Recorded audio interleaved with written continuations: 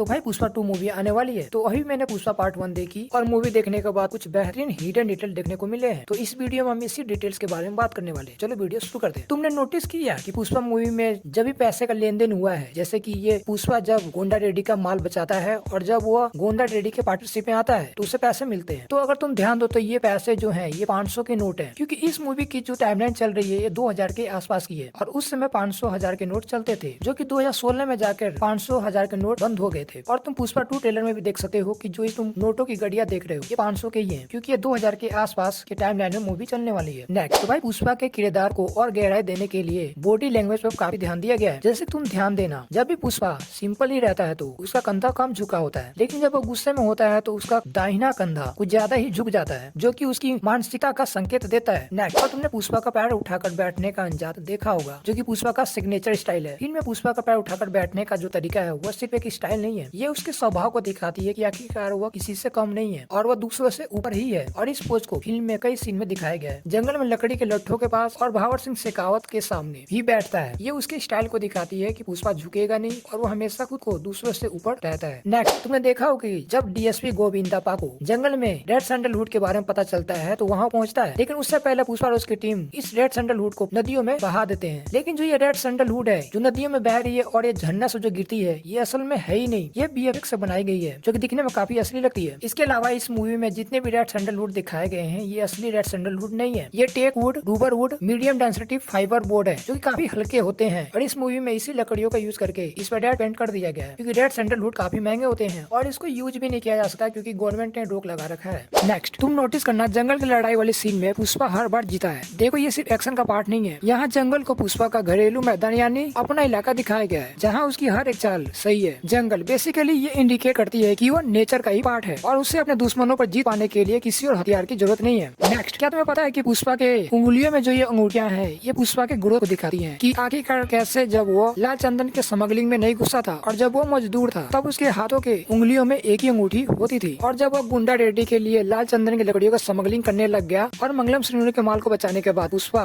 मंगलम श्रीनु के नजरों में आ जाता है और वो काफी एक बड़ा आदमी बन चुका है। अब इसलिए उसके उंगलियों में अब 2 अंगूठियां देखने को मिलती है। और जब वो लाल चंदन की डीलिंग मंगलम श्रीनु से ना करके डायरेक्ट मुरुगन से शुरू कर देता है तो काफी बड़ा आदमी बन जाता है और अब इसीलिए वो अपने उंगलियों में 4 अंगूठियां पढ़ना शुरू कर देता है। तो भाई ये रहे पुष्पा मूवी के कुछ डिटेल्स। इसके अलावा और भी डिटेल्स हैं, तो तुम्हें कोई और डिटेल्स पता है तो कमेंट में जरूर बताना। बाकी तुम्हें अगर वीडियो अच्छी लगी हो तो एक लाइक करना और शेयर करना, चैनल पर नहीं हो तो सब्सक्राइब करके जाना। मिलते हैं अगले वीडियो में, बाय बाय।